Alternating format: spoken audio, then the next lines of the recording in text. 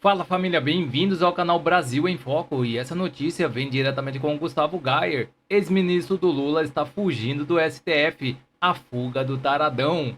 Fiquem até o final para entender tudo com clareza e vamos deixando os créditos na plataforma para o Gustavo Gayer. E não se esqueça de deixar o seu comentário e de dizer de qual cidade você vê esta matéria, para que possamos saber até onde está chegando a nossa audiência. E já se inscreve, ativa o sino e compartilha esse vídeo para que chegue a mais pessoas. Sem mais enrolações, vamos à matéria. Isso aqui eu falo por experiência própria. Quando o Alexandre de Moraes quer me notificar em algum desses inquéritos ilegais que ele abriu para me perseguir, é impressionante a eficiência dos oficiais de justiça. Vai oficial de justiça no meu gabinete em Brasília e senta lá na poltrona e fica lá o dia inteiro. Vai no meu apartamento de manhã, 8 horas da manhã, vem aqui em casa, fica na esquina, na porta do meu escritório político. É impressionante como não tem como fugir dos oficiais de justiça do Alexandre de Moraes quando é algum inquérito ilegal para perseguir e censurar a direita. Você se lembra? Bolsonaro na UTI. E o Alexandre de Moraes um desespero para poder encerrar o julgamento e culpar Bolsonaro ou condenar Bolsonaro até o final do ano, ele mandou uma oficial de justiça, uma das coisas mais vexaminosas que eu já vi o judiciário fazer. Mandou uma oficial de justiça notificar o Bolsonaro enquanto ele estava num leito de UTI. Você se lembra desse momento, certo? Tá bom. Ministro do Lula começa a virar réu em um processo de importunação sexual. O ministro taradão. Lembra do ministro que levou a rainha do tráfico, pagou para a rainha do tráfico ir até Brasília para que, junto com ele, eles pudessem elaborar leis. É isso mesmo, esse cara aqui, ó, Silvio Almeida, o grande filósofo pensador da esquerda, né, um ícone do pensamento esquerdista. Pois bem, ele foi denunciado por uma colega esquerdista, Aniele Franco, por assédio sexual. Foi demitido porque a situação, primeiro, não iam demiti-lo. Só que depois, quando a coisa tomou uma proporção gigantesca na imprensa, eles não tiveram outra opção a não ser demitido. Ele foi tornado réu.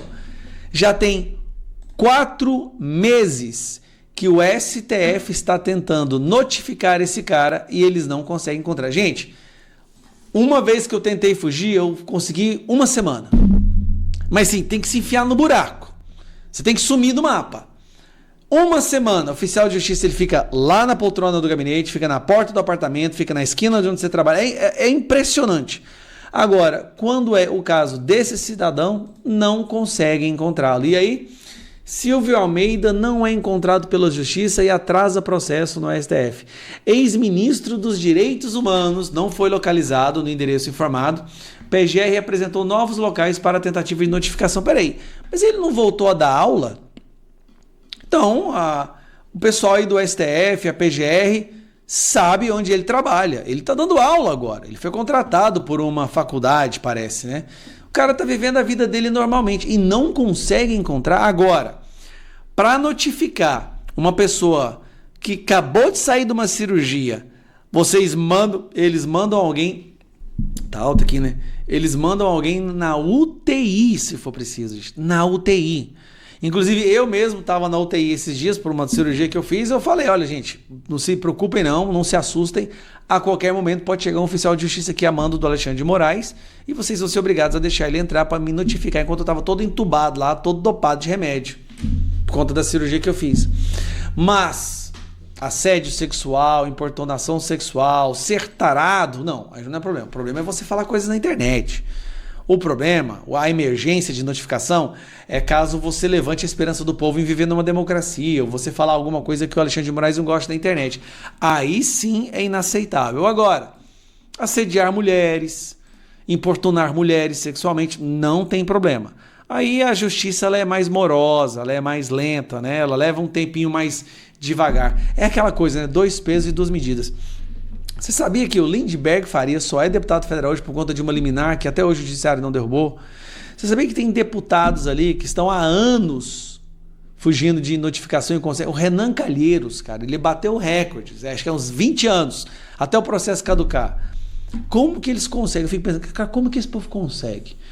Como que eles conseguem fugir da justiça durante tanto tempo, enquanto o outro lado, o nosso lado, que não comete crime, não consegue de jeito. E tem mais. O Alexandre de Moraes fala o seguinte, ó, se não conseguir notificar ele, vai sair no edital considere-se notificado. Agora, com o Silvio Almeida parece que não funciona assim, né? E vamos com as notícias no site Poder 360. Dino suspende emendas e bloqueia 109 milhões de Valdemar da Costa Neto. Segundo o ministro, há indícios convergentes de que os investigados participaram de um esquema que desviou cerca de 119 milhões. O ministro do Supremo Tribunal Federal, Flávio Dino, determinou a suspensão de emendas parlamentares suspeitas de terem sido indicadas irregularmente pelo presidente do PL, Valdemar da Costa Neto. Na decisão, o ministro manda bloquear 119 milhões das contas do ex-deputado federal.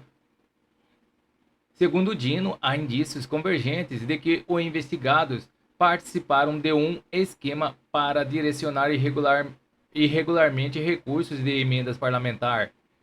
Com possível desvio aproximadamente de 119 milhões, o ministro afirma que as investigações apontam a atuação coordenada de servidores da Câmara dos Deputados de Valdemar da Costa Neto no direcionamento das verbas. Em notas, a defesa de Costa Neto criticou a medida cautelar que torna indisponível valores do PL do presidente do PL.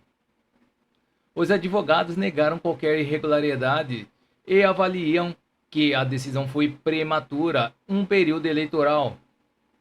A investigação teve origem na Operação Transparência da Polícia Federal, deflagrada em dezembro de 2025, para apurar possíveis irregularidades na distribuição de emendas parlamentares. De acordo com a decisão, mensagens, planilhas e outros documentos apreendidos indicam que Costa Neto teria influenciado a destinação de recursos públicos por meio de servidores da Câmara, mesmo sem exercer o mandato. Entre as medidas cautelares, Dino determinou a indisponibilidade patrimonial dos investigados por meio dos sistemas de bloqueio de ativos e bens, além da suspensão imediata da execução de todas as despesas públicas ligadas às emendas apontadas pela Polícia Federal, independentemente de estarem na fase de empenho, liquidação ou pagamento. A Câmara dos Deputados, a Advocacia Geral da União e Controladoria Geral da União deverão adotar providências para cumprir a decisão e informar as medidas tomadas ao STF em 10 dias. O ministro também determinou que a AGU comunique formalmente todos os municípios beneficiários da suspensão das emendas e apresente ao Supremo os comprovantes dessas notificações. Além disso, a Câmara deverá encaminhar toda a documentação relativa à tramitação interna das emendas mencionadas nas investigações.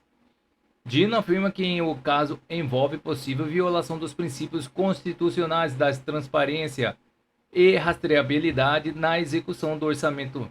Segundo o ministro, embora a ausência desses requisitos não configure automaticamente crime, os elementos reunidos pela investigação indicam possível prática de peculato, desvio e justificam a adoção de medidas cautelares para preservar recursos públicos e evitar novos prejuízos ao erário durante o andamento das investigações.